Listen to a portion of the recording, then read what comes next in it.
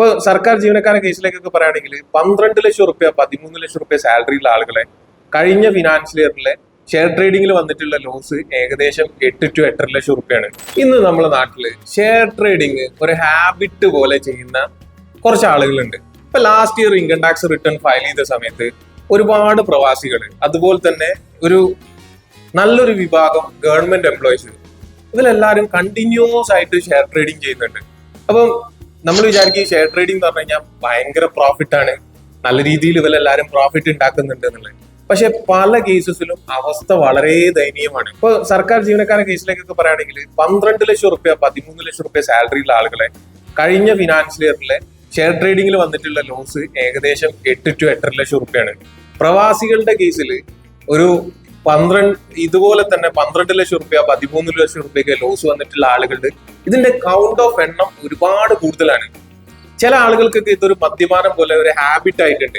എന്താ വെച്ചാൽ നമ്മളെടുത്ത് തന്നെ ഒരു 4-5 കൊല്ലം ഫയൽ ചെയ്തിട്ടുള്ള ഗവൺമെന്റ് എംപ്ലോയീസ് ഒക്കെ ഉണ്ട്. അപ്പൊ ഇവരൊക്കെ ആദ്യം ഒരു 1 lakh 2 lakh 3 lakh ഒക്കെ വെച്ചിട്ട് ചെയ്ത ആളുകൾ കൊല്ലം കൂടുന്നതിനനുസരിച്ചിട്ട് ഇവരെ എമൗണ്ട് ഓഫ് ഇൻവെസ്റ്റ്മെന്റ് കൂടുന്നുണ്ട്, അതുപോലെ തന്നെ ഇവരെ ലോസും കൂടുന്നുണ്ട്.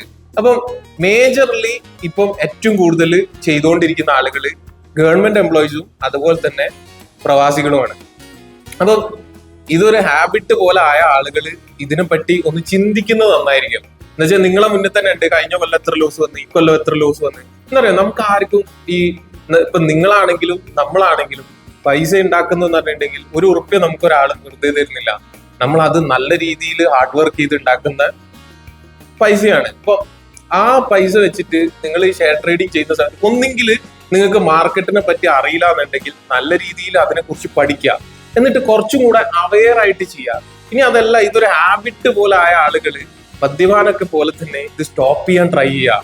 ഒരുപാട് ആളുകളുടെ ലോസസ് ഉണ്ട്. ഇപ്പൊ ഗവൺമെന്റ് എംപ്ലോയീസിലൊക്കെ പറഞ്ഞാൽ ഒരു അതായത് നമ്മളിപ്പോ ഒരു സ്ഥാപനത്തിൽ ഇപ്പൊ ഇത് സാധാരണഗതിയിൽ ഗവൺമെന്റ് എംപ്ലോയീസിന്റെ IT റിട്ടേൺസ് വരിക എന്ന് പറഞ്ഞു കഴിഞ്ഞാൽ ഒരു ഓഫീസിൽ നിന്ന് ഒരാൾക്ക് വന്നു കഴിഞ്ഞാൽ പിന്നെ അത് റിലേറ്റ് ചെയ്തിട്ട് കുറച്ച് ആളുകൾ കണക്ട് ചെയ്ത് വരും.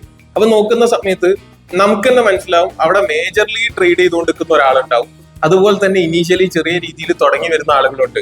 അപ്പൊ ഇങ്ങനെ ഒരു കേസ് ഇപ്പം മാർക്കറ്റിൽ ഉണ്ട്, നല്ല രീതിയിൽ ഇതിൽ ലോസ് വരുന്നുണ്ട്. അപ്പൊ പുതുതായിട്ട് ഈ ട്രേഡിംഗ് കാറ്റഗറി ചെയ്യാൻ ഉദ്ദേശിക്കുന്ന ആളുകളും നിലവിൽ ചെയ്തുകൊണ്ടിരിക്കുന്ന ആളുകളും ഈ കാര്യത്തിനെ കുറിച്ചിട്ട് നല്ല രീതിയിൽ ഒന്ന് ശ്രദ്ധിക്കുക.